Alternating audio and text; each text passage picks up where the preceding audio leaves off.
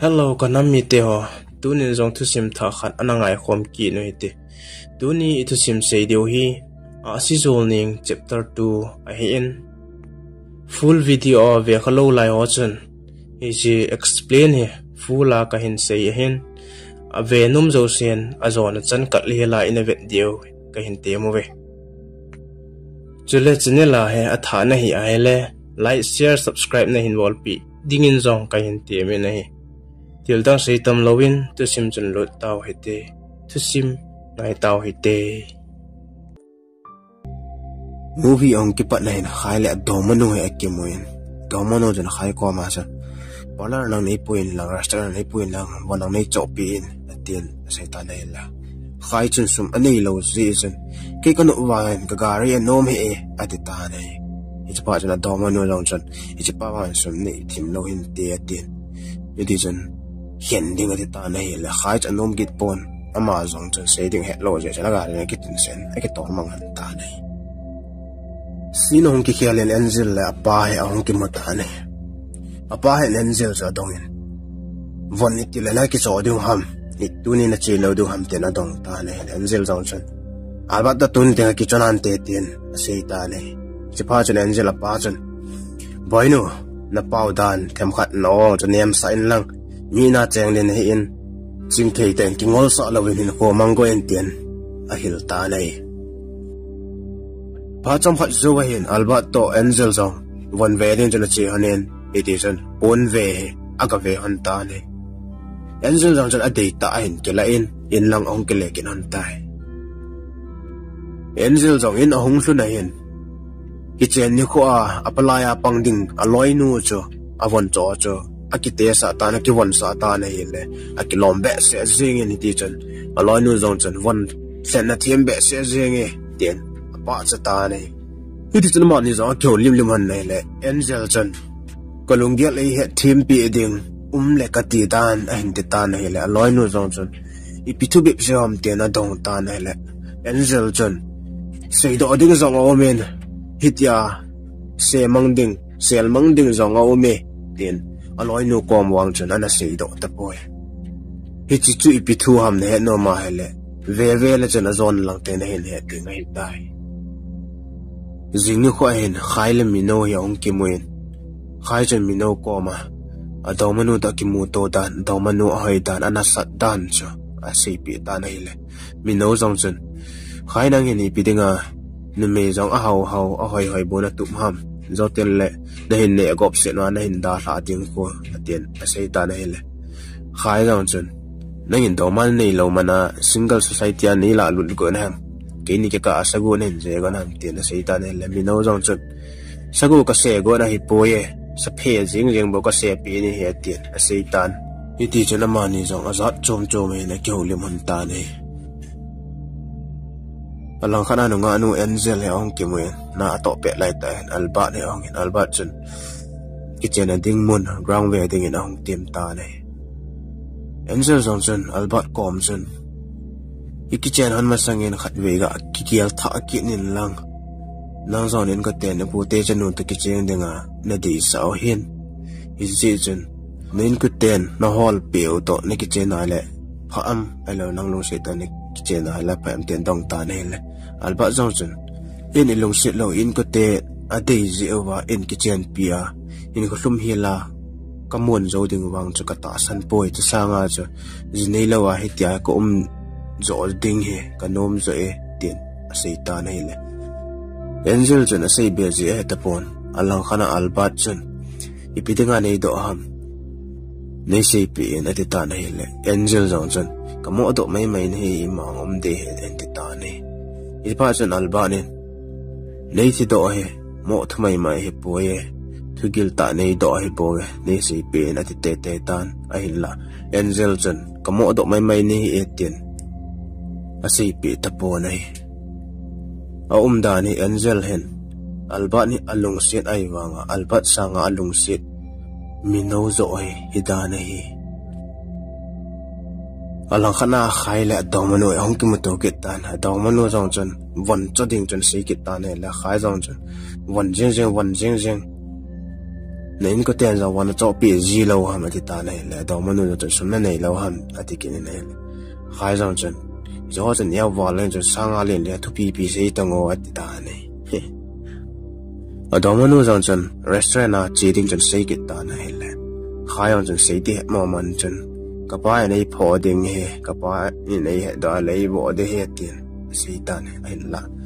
mà tôi xây cái là restaurant lang chân đó mà nó chân bụi tê tê yang ta này ama ni zong restaurant aga hlun hana chan adawman na chan aman tam sa hin leng ta nei le a hin sei do ka chan khai zong chan nang hi mi ching ta nei boy mi dang ho hun doma te restaurant pui la man tam an he pi cho a phalo he nang hi man tam sei le chan ka ti hin ai la an lungela he za khat chung man na sei lo ding he ka he ti na sei tan he la doma no zong chan ave kau do tam he adawman na sei ding a het tapon chan cho ven he lesum anei lo ding hi cha hin netan it is na man zong restaurant a netalowa hotel a chalapuri ne ding chan sei ta nei le a khai jang cha ke pa be se jeng en hi ti chan lung tu ta chan hotel mun lama so nan tai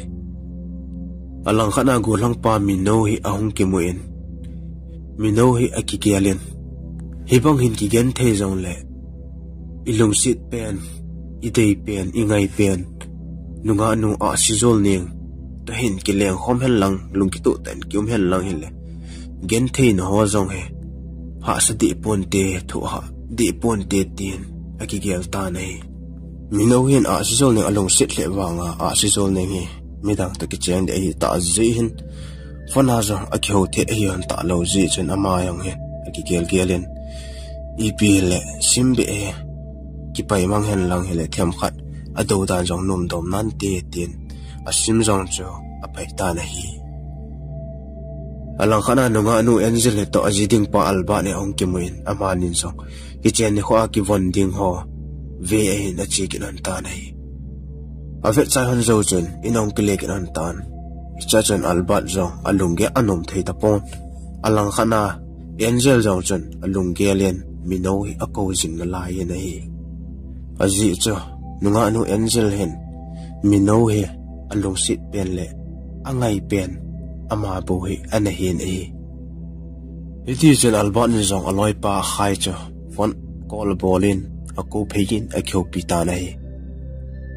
azing ni kho hen nunga nu angel chen ajiding pa alba cho fon a bolin tuni ka pot khom hi ti ati na hile alba jong chen ka po do na ti me ti na hin sei bu pi ta na hile nunga nu angel lan sei ding a tapon lunghi mo ta chana ta nei alang khana mino le khai hi ong ki mu ki ta na ma ni jong ko ina to mala chun kol chu gu hanin a che manen dai lo e khen han ta nei le ana to na te nunga me loi ta no chen a hu mu do ta ni te ni wang he ana to hon sanga a kyo lim hon tam zo hela na to on ni cha le an ding he tin ti pe la da la ta nei mino te ni jong chun ana to hona ding te na chen man cha la ding in a hon ta nei hi cha chen nunga anu cho an omen iti chan ma ho zo hong kyo tawin ai hile ama ho zong cho hong ki he tawin ama ni zong chen man cha ki la hanin na tongin a chi han tai jingpo yong hi ki tan nunga anu angel zong chen ajiting pa albat cho fan call ball kinin tuni ten le ka pot khom kin hi te ten atim ki tan hele alba zong ka sei pi jing lo ha pi dinga nei tem ham ka boi to ding ka nei china ding ka nei ten a hin sei boi pi kinin alang khana kaloi pa a khai kan sol pi ding ham ten a sei ta nei le nunga nu angel zong chen ama ka ti poe nang bo ka ti ni he tin a sei ta nei a hin la alba cho ana chi ti po nei hispa chen nunga nu angel zong chen hitia pha sia abui bui jinga hitia ki chen masanga uma hele ki cheng hen lang le num di ja hela tin ama lang chu lung hi mo ta chun a in lang cha ke chut ki ta nei hitia alwani a chi pi nom lo pha chun a khai che to shopping mall chuna chi han ta nei asung alu nanin von cha ve hanin alang ala khai zon chun mon kha nei to pi o ati ta nei chiti lo wa chun nunga nu angel ko ma chun avon atha bet thum ham nei pi in ati ta na thum ta na hile nunga nu zon chun me wani pi dina ti ham amone ki su gon ham te na ta ta ne khajan chen ki si jeng le ko do manu ho won tha be be pi de ka ti en la sum ki nei lo ki cho pi zo lo akipa na dinga ka pi go ni ati ta na hele nunga nu angel zong chen agyal thiam pi en hi ti chen na pe na nge atien anok pi ta na hi ti amanin von avet pe na hen albat le nu mei dang khane hi chi shopping mall so chen ong gon ta na hi ti cho khai na hin mutan nunga nu angel javet sa ta na hele chapa koi thu dinga nom de hamna iti chen amanin jang thibe chan ave hanin alba teni apo do zo chen amani zo in lang he nunga nun zon chen dungyal no mo ten ain zon ta na hi in lo ong thun hin aloi nu kom chen sei ta na hin aloi nu zon ki tang asape se jingin alang khan a het chen han lo hi ji chen ain ko te anaw te jang hi da ding ham tin a hlamon ta na hi angel zong chen baby ati ji te naw te ding ham ti lawang tu la ka kol se la ka boye ati ti jeng ji ti ding hi ka ki mu pe pe iti long lo ma wang se ka hi tam tin mi hli pu ma chen akap ta nei zinga khu hong hi ke tan angel zong pa chale ya lim akila pe lai ta hen alba chen fon a hin bol ta nei la man so aga pi in iti chen alba zong chen tu la ka boi da nei he themo na tin asi ta nei le angel zong chen ipi na boy pi ham tin adong in hele albat chen ka pa din mon ka khial ding a hi zia amanung ka zui he tin sei ta nei le angel chen bazara nan ki thon pi no jana pa ham tin ayang ho ta nei alang khan albat chen itia em tin ai ke lep te te jin hi chipa chen angel in zong na lungela na sei do ngam lo na imi pi ham hin sei jing in tin adong ta nei le albat zong chen hiti hen ahin say tay ay poy angel marriage cancel tay te hiti jo ka say do ngam lo hi aman ay long sit sang hakin kalong sit sa marriage cancel tay te ati pin call cho kat tanay hiti pa chen angel zong chen say ding zong ay hetapon hichan ka gay no nga zong dar la kum na laya hele ibivangin 8 to tam atin lung na ta chen a tanay alang khana khai ong ki makitan amazong nunga anu angel koma van ana thum cha ke po ene ti adomano pe ding chen ahong kita na hele adomano cha agel pha le adoma pa pasal dang he to an ta ne ichi mu pha ja naman jong hisu koi ham ti na dong ta ne le adomano chen adoma pa he ati na hele khai chen ale ki koi ka ye ta ma tin nang di gel ho na zal zala van thum tha lit en ki pu pi ati ne le ne me no jong chen ki ding anan po na atin akila go ta le khai jong chen na mai van sa na ati na la pe ni ti chen aka pum pum chen in lang in ki jot ki ta ne alang khana angel jong dong leng ta ki tun pe lai ta hen pasal khat david ki ti pa ako ma hongin iti chen alba to amani aki chen handing aki cancel thu cha ahong sen ki pa ta chon ong sei ta na ile angel zong chen ahi dan chen nang na ki pa hle dan jo na atin david zong chen angel en ama langa lung a heading thu cho a sei ni ti chen da la ta nei alang khana mi no hen in lai tol ana thi pe ne hen khai ahong ki ta ni ti chen mani zong ahong ki tung khom hanen khai chen mi no kom chen adomanon a hen dan chu a si pi kitan a heart ana dan a ke dan thu chu sei ta nei le mi no dang chen kana sei pi sa na hi lo ham tien aman ana tho dan ho le a zat zat chu a sei pi in a hlamon ta nei alang khana angel te na chen go thang david chu ga chin angel chu ga hel kit ta nei le angel dang chen lungsit sa mi no ana nei ji chen kan pon te ke le kit ta na ti pi nei le david ding an jo sei ding ong pon a hin la david chen na nop lo la kong tho tho tho ding ko tho do lo la ko tho tho tho ding he ti na sei pi na da la ta nei angel di zo chen a hle zingin alang khana alunga amil thailo alung se jing mino ngai na hin ko aman jing to hin le alba nin hitia aga hian kit chule ama ding chen ha che zingin alung gel chen mino nina da le chen hi chan hin gen thei ponge kalung sung a cholwal tai atien hi alang khana mino te na chen mino to loi pan na to jin anunga kimi cho mino te ni chen kholai lengin ne the in cho en ahung ta na hi le mino dang cho ke phalam hle zingin alang khana mino to naw nu bu hi ji chen kimi jong chen nawan sop ting hoi ham ke sop pi nge kom pe pe na tin hele mino jong chen kanaw non sop ji e tin it's pa chen kimi jong chen ipidanga chapang na goi ji ha ma tin ama chen sop pi ding e tin a sop pi ta ne a da ni kimi hin gu thima mino he adi le alung si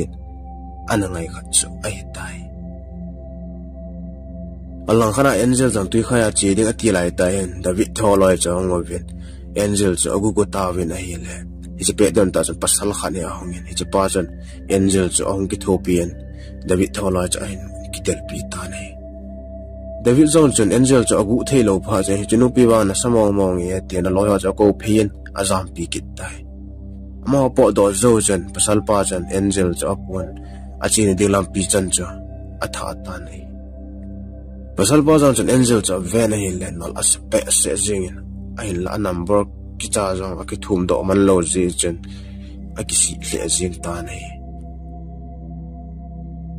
yenje jong in ga thun phan hen apa comment sei ta nei le apa jong chu david chin cha alung a hang be se je hin la I chu la lo thei pon I chu pha chen angel jong chen lam ka langa ka paneu te no I ko ko jing la ko um do ngam ta ma tin a sei ta nei le apa jong chen angai le jing in a hil la hijela hin hella tilahung chabai kholon te ti je chen ngai le zong le chom khat go do ding chen achano cho asol ta na hi alang khana an hu do pa gu go zong chen angel cha nak a sepe se jing a number jing cha zong an kila do lo je chen vel ji a kila ki ding cha mel si asa ji chen a ki si le jing ne jing ni khoin angel zong apaneu te kholang lam kalang chen achien aga hlung ta ne alang khana kimi jong cho mino te en chen che na hele anaw nu bo se cha no min tv an ven amani jong cha keu lim lim hanin a hele pha cham khat zo chen mino jong kholai le na kon chen in cho hung ta ne in hung hlun chen kimi jong chen alung sen a dei wal jing ji chen aman jong a in bangena gelin tuidam ho sun pe na hele mino jong chen a in nei pa ke he kale ki phatlam ta ye tien season aki phalam hle jing tan aki pa hle jing ne alang khana gu gu hi ahung ki muin angel an hu do zawa pat angel ana deiwa chule angel ga hu pi na ding cha jong a number a phone number an nei lo ji chun ama hen a hi ai no ki chi chop jing hana tien ama jang a bai cha ke manin angel te en lang cho hin zon ta nei angel te na hung thun na chen aman zo angel cho ga ko ta nei le angel jo hung do thalovin apa jo hung do ta nei gugu jong jo aki phalam the jingin a hin la apa ko chen a sei ta na hele apa chen angel apo do dan thu jo a sei pi in alang khana gugu jong chen a na address ho jo adong ta na hele apa jong chen a sei pi ta na hi angel apa in angel a na mun ho a sei pi zo chen gugu jong jo aki pat pain angel na mun lang azon ta ne angel jago hol ta ne hele angel aga mutan ama jang chen nal asa awal ati wal jing avet num wal ji chen gala konen athim vet thoi ne iti chen ni khat ni ahung che zoen ama jang chen aga ve likit ta na hele angel jang chu gel pha ali len get pam lang chen ong po do ta na hele gu go chu a hin mutai ama jang chen ibi bol he za tien aga hu ta na hele khat pa dang cha ke phalam hle jingin a hin la angel chen gogo chen a dei chan ana ve hi chu alung gel chen an he in nei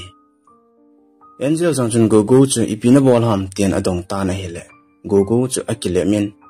iti chen mani za ong kyo lim hanin ahung ki he hanin phone number hong ki pitu han tan a hele gogo sang cha ki pa hle jing ta na hi pha chang kha zo chen gogo zong in langin akile ki tan alang khana angel zong cha ina achanga ong pe nen alung gela mino alung sit pen angai pen pa cho phone ball de ten phone ball ta na hi le mino phone cho switch off in aum ta na hi chapa chen angel in zong alung gel chen mino ka chunga thasit na nei ngam ham kalung sit ka ngai dan hi nei het pi le chen hi banglo mi nei ken thi sa po na te tien thasit ta chen alung gel in a sei ta nei jing khu ong ki tan angel zong mino te lang chen aga che ta na hi le mino chu a inu chen an ta po na hi chapa chen ama zong lung na ta le gap thena chen in langin ong ki le ki tai alang khana kimi le mino he bazar in ong po do han ta na hi le kimi chen mino cho khon in aga atui na hi le mino cho aza che nei thla o ati na hi le kimi chen cho po do ilung siat ingai pen idei pen to hitia ki tu to he mitin mitangin van noin he zong la kho po ye tien ase mino zong chen kimi kom chen namel hoina niki het lo ham tien ase do pi tan a hele kimi zong sa ke pa hle zingin hi chapa jan man zong a ke pa wal ji chen ne the a cho pi en iti chen shopping lang hin ong on tai alang khana angel le anaw nu zong he von cho ding hin mul khan hin ong han tan von cho ve ve han tan hi le mino le kimi ju to ong ki tu ta we ne angel chen mino chu amuin ai la mino chen angel wang chu amu po ne angel zong chen mino chen ei mu hamatien amazon kiniam ta ki pa ta chen ei hin holding ham tien hai aga ti ta na le mino chen a hin don ta pon hi chi pa chen angel zong chen kimi cho mino dinga adong manu hin ti ati je chen laina ta lungna ta chen in langin ahung zam ta na hi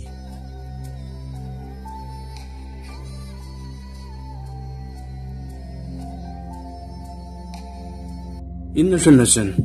mitlipum lasita chen mino neki holzinga hitia nunga kha to nilam to jeng hi nei bon mong ham ati en lasita chen ta na hele anaw nu zong chen he o loi cha zong hi moding ham anaw nu zong hi mai the he tien a sei pi tan a hlamon ta na hi a hin la angel lung kim chen adong manu hi ding chen a kim moi nei a hin la angel chen now a ki vo mandan a chan han cho anaw nu a loi nu hi ding in wang ta san poi adong manu hi te in te tien amazon chen thasit ta chen mino nang ki pa ta hi tia hin ho na man thele kin zong na ngaing kating na lungsit le zong leng ki pa ta hin ho kaman thein ding lampi ki hol tang ye tien ana lungsit ana zol go pa gu go chfan a bolin ade na mon ta ki mu to pia ki ho pi alung gel se hom pi ding chun a seitan a hi hi chachun gu go zong a ki pa le zingen angel hi ki ya ding hong hi tan te tien kinem ta chun a ta nai amani jong cho ong ki mu to hanen a kheu lim hanen pha chom khat zo chun in langin ong ki le ki nan tai alang khana david ni ong ki mu in mino jo phone call a bolin mino kom chun mino a iti ana it jing Ahsijolneng na tinu cho na loipa alba na pi do zo nunga alba in jong alung tu mul so zo lowa aki ken pia hitia marriage cancel abol thui ne hello ham tin asei pi ta na hile mino jong chun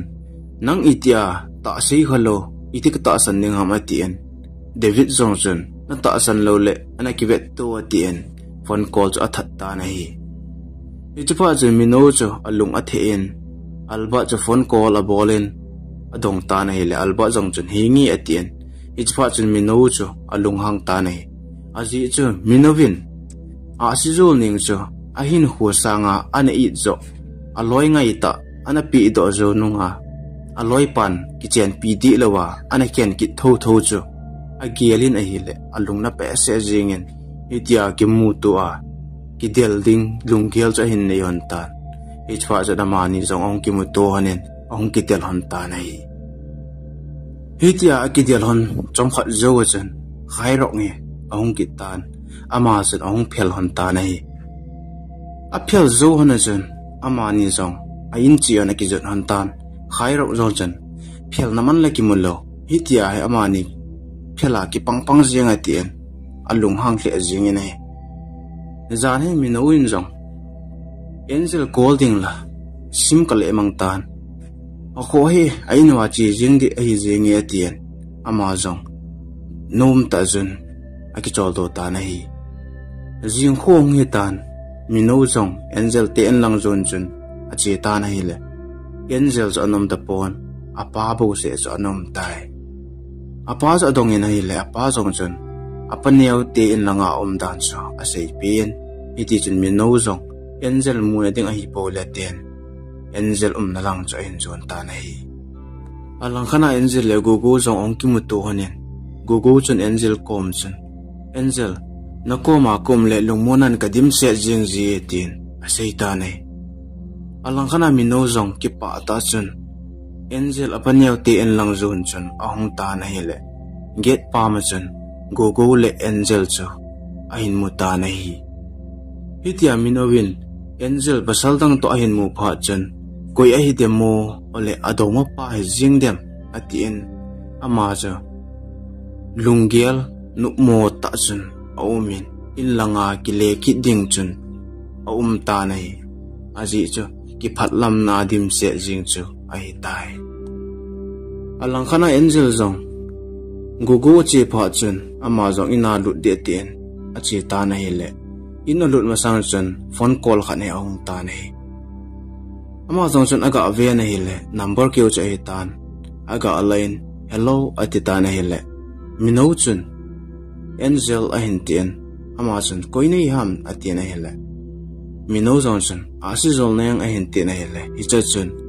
angel hin jong mino a hi ding chu a hin he pai jing ta nei mino ati nei le mino zong chun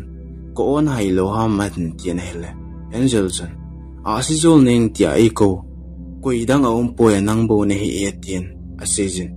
hi chu pa chun mino win zong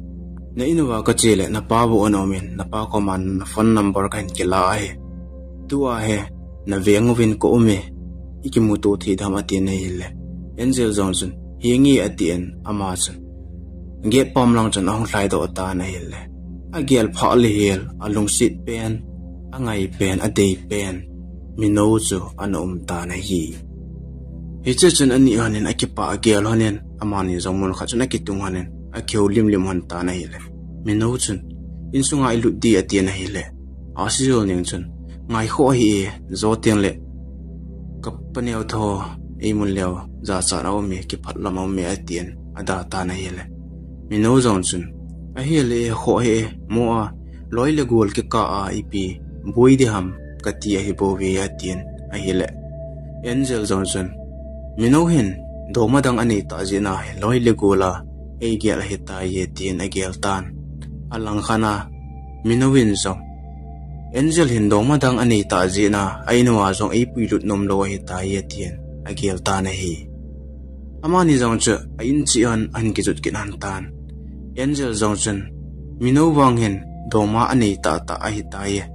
hi ji na he loi le gol atie he tin a gelin alang khana mino zong chun Ahsijolneng hibanga kilung sit kingai kideya kikine pia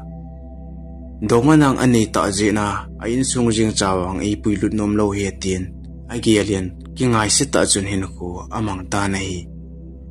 jing khong wa kitan angel jong phate cha na kialin minole alba chungin ka gen thewal tai ka chol wal tai lungsi na thi debo ka hitai hitia amani chunga ka gen the sangai ei lungsit ei ngai gugu komi kizun jale kizong kikipa zo intin kahin koi all tan te tin akikel te in alas na dinga mi no chu kimu pi de tin phone a bolin kimu to pi ding jati ta na hele mi no jong jo no min amani jong kimu to kiran ta na hi akimu to chai hona chen angel jong go zu to ki femun khana hen akimu to kin hanin go jong chun alung si na thu alung gela am zo si cho asei tha ta na hi le angel jong chun nei lung si ka ki pa e jong le pha che sa lung si kan ni zin tu ni chanin koi ma lung si mel kamu thei puya ka nei nom puya tin phate cha chun ase yen ngai dam ki thum ta na hi le Gogo Jun. Till those who see Nicky Lop Pinton now. Ever on a garden Nicky Lop busy Losla? Capio. The long song I want to dinner saying, can get hung at BA. Kasay bangin. Long Sydney first hello yana. Sisi acho tu ni apat. Ita bangin ha asal he zong la. Nakoma kon ki kam na di ngai tong e. Kai le kai Kisem tang ka de bi. Ayin ni khat la. Isam tia na thei top sun na hin vet la nu nga building na nei lo teng la. Kai ma nei hin gyal do sing. Lungki na nei lo akan san din ni. Ki pa ta sang ding akan na ki go de cha. Chule nang yin ngai dam na thum na di ma um no ke. Ken ka lung si cha he. Hi chan e lung han bo zuma. Ken kan lung si cha bo hi chan ki pa bo e. Jingko ong wa kitan Angelin zong in pam lang jan won hi ada ta na hele che pe dan ta jan apanyau loi ho go thang kul khani ong lut ta na hele Angel amu jan aman zong nal asa pe se jingin phate cha na ve na hele Angel cha le lung hanin iti jan Angel kom jan no hai wa jingi atien ada la ta na hi in sunga lu na jan Angel apanyau kom jan hepa in pam langa nunga khat kamuin tin nal ka sa dan koi cha ham tin adong ta na hele Angel paneu Johnson ko upa chanu he atien golang kulpa Johnson adei cha ji ijun apaneu Johnson golang kulpa chu imanelo miching ta hi ta ji ijun ajiding jun ahin dei sa ta na he golang kulpa Johnson ken ka dei le wanga he aman ei dei lo mai thi aji chu ei ki han be bu jing ta ei dei di nam tin akisong lal le jing nei ahin la Angel apanyau jan ama na dei lo chu athupi poye nangin na dei lo bu cho cho athupi je ati ta na hele golang kulpa jang jan kin wang ka dei mama jinge ai lo le he pa chi pe tange ichi thu he kanu ka pan ki sultan te atien ache ta na hi golang kulpa chi do jan Angel apanyau jang jan au pa chu phone bolen au pa ko ma jan Angel azidinga he golang phata officer khat takchen sa ding thu jo seitan hele apa jang anu pi tan eti chen Angel to apanyau ja hom pe han chen apanyau chen Angel ja ko phin Angel ko ma chen thil agon dan jo se jo a seitan hi icha chen Angel jo alung no mo hle jingen alung ana hle jingen ape pe chen apa ja phone bolen apa kom chen a seitan hele apa jang chen hiti na in seitai nangma na dei ta na ke hlana na wang si ni ki hello ham tu a ka na paneu ta ka thilgon han he na cancel thailo ding he ichi nang dinga apha pe na he nama hin khoding ka vet pi hana ka sei pi ka gon pe na he tien a phone call ja tha khum ta na hi ichi pa chen along gel anu mo hle jing tan anaw nu ja koven anaw nu kom chen ai ka her kha alo ka dei lo to itong ki cheng ding ham ka ngam hi ji sang chen mino ki chang te hi jong le albar ki chang te hi jong le eilung sit jing go kom ki zon te le phajing lo ding ham atien anaw nu ja ke puyin go kom zon ding chen achi han ta na hi go kom agatlun han na chen go jong chen ana sang num ta pon ahin la Angel chen akhi do pon he go jong chen ima cha sei nom ta pon hi ti chen azona chen go win ahin sei do tai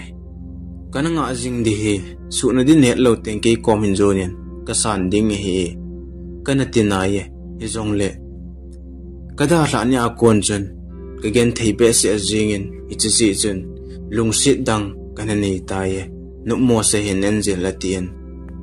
Angel ama kom zona achi ahin san pi lo pha chen Angel jong chen ipiwanga ka nei ham mi wang se momong ka hi e atien thasit ta chon ama jong in lang chon anaw nu to ong kile kin han ta na hi alang khana alban hin fona hin boltan angel zu ki muto piding atita nei amani cho ong ki muto kin han tan alban in zong ipidinga mir cancel ham ipidinga ki ken pi ham hi cho aji cho hin seita nei angelin mino amil theilo alungiala akiel jing alung sit wal a hi a he ji chun albanin hitain ki ken pian lang miris ki ken cancelan lang hile mino hito angel hong ki ngai the honin tin hong ki cheng te honin ti tia lungial anani ji chun hi ji angel to ki chen ding pe cho aman a ki chen honna ding ani khu cho na cancela hitia cho ana ki khenwa aman zong a in ko te lung hol na cha pu te chanu cho ana ki ngai pi cho a hita nei a hin la alungiela aphadinga anagel ho ana seido lo ji chun amani ki ka azong buina hi aumen hi ji jun angel zong again thei hle ajingin alang khana mi no zong cho alung sung again thei hle ajingin hi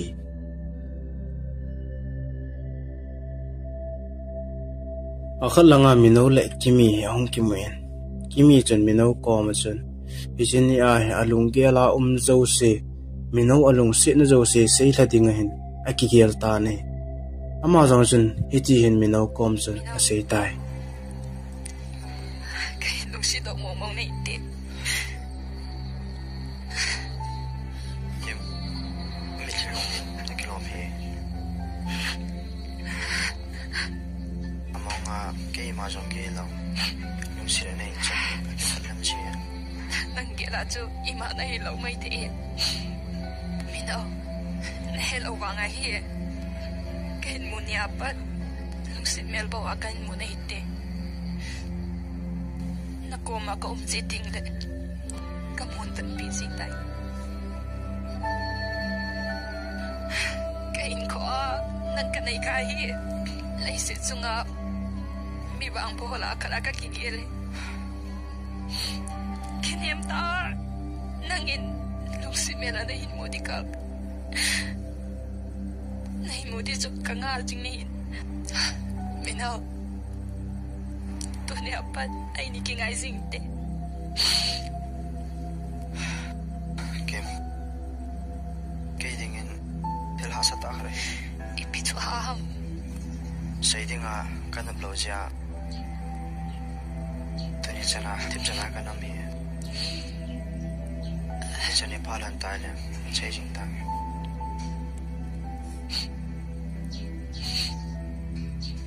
Kim me sai lo minowin kimi alung se thelo alung se na san pi lo pha na chan kimi jong chu lung na ta le lai na ta chan akile tan mino ja da ra ta nei alang khana go thang kul pa jong he angel kom ne kholai leng ena che angel ja dong cholim han tan hele angelin adei lo dan alung se lo dan thu jo a sei pin khat pa jong chun te ti wang chun akidoi sti pon che pha jan go thang kul pan jo anaki gel pho o tien ada la ta nei ada la zo chun angel jo akikelen ipi mong kapanew la kapa hen agel hona ijepa keima deilo keima lungsit lo hito ikichen sa te go no hamatin alung na chuto ahile apanew lung hola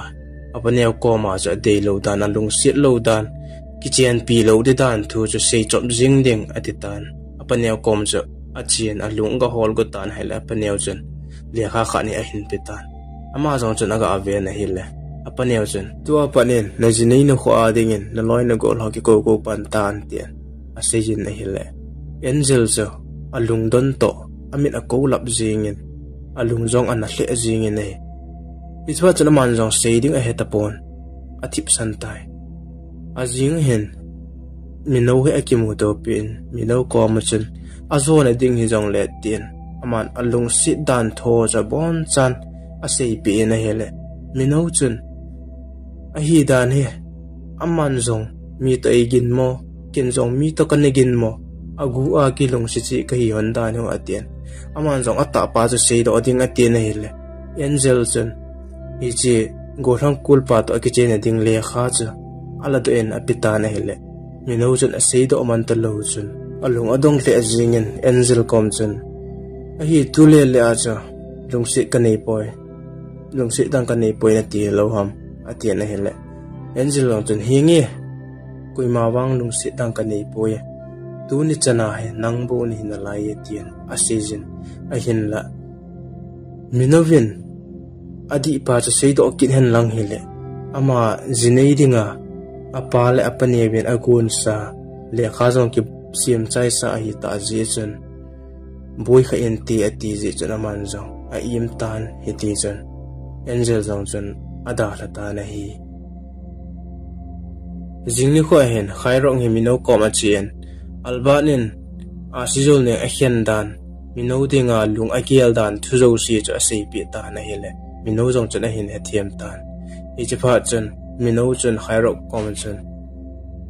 Ahsijolneng anaw nu chu to khatwe be ki mu to dingin ne hin sei pi na ti na hele khairok ang chen he nge atien a jingni kho chen mino chu to Ahsijolneng anaw nu chu ong ki mu to han tai mino jong chen angel anaw nu kom chen dong ma nei lo dan thu ai la lung si dan thu zo si cho a sei pi in a khununga angel he na dong ma ka nei po ya nang bo ni he tia a sei nge nge chele tua apal apaneven agun pi hon ajiding pa to a kichen deu cho sat wai ding ya chaman ana I mang thu zo si cho a sei pi in a in la anaw nu kom chen ji ania cha khan ham anei zo ten la bo sei pi in tia cho awai hlain amani zong in lang chen ki jut kinan tai phanong chi chen na hele angel jinei ding ni khu cho ong hetan mino zong cho chi ding athin a hin la alung sit pen adei pen angai pen midang to aki chen ding aga vet ding cho aha sat di ji chen ama cho achi nom ple wangin achi ta po na hi alang khana angel zong cho achu tikka ka jing tan anaw nu chun adong in a hele angel chun mino ahong ding bo cho anga en ajinei do ka khatwei be zong le ki mu to pi ding cho alung ge la hian iti chun a kap kap jingin a hele azo zo na chun anaw nu chun angel ko ma chun minovin alung sit dan anaw nu ko ma asei zo se ch anaw nu chun angel kom chun asei do ta nei hiti asei do pha chun angel long cho ki pa hle jingin ipi ki bol hen lang hile mino kom hi akizon ru thein mino hit akicheng thei dam ti ain gong han tan ama ni ja cho program ki pat ka chun a inu na a hin da hlohanin mino te en lang zon chun ang zam han ta na hi ama ni jong cho hong hanin na hi le lam ka chun mino cho a fun jing hanin a hin la mino fun cho switch off in a tan a call lut han ta poi it is over chun ama nin jong alba cha phone a bolin albat kom chun mino lem te na dong ta na hi le alba jong chun kina hong na lo de am ati na hi le angel jong chun kinin kom ta poi te na sei pen mino cho phone a bol ding in a sei pe ta nei e zo pa cha man jong khairok cho phone a bol kinin khairok kom chun a dong ki ta ne la khairok jong chun a nai ha pon a call jong la call lu thei po ni ti jan khairok cha in langowin a chi phen aga ven a hi le mino cho an de pon e cha cha man jong e cha pa pi hi gam la la chi hin te ting gam la lang cha go hol ta nei alang khana angel anaw nu jong chun angel kom chun he o khat ve dam langa ki hui la ta ko mai chi da ham tian a thiam ta nei le angel cha da thimin a hin la anaw nu na se hi ji chun ada thei pon a chi thon ta nei alang khana apanyaw le ajiding pa ko hlangkul pa sa ki ho lim hanin apanyaw chun ejum su ta ve o atien alang khana ko hlangkul pa wang chun e thim ma ma jing nei akhat langa angel le anaw nu ko ma chun khairok to alba tho cha ahong tawin alba chun angel amu chun angel ko ma chun ke dia kisim lo lanu atien vai hla na cha akipa dan tho cha seitan ami tliang po ta na hele khairok jong chun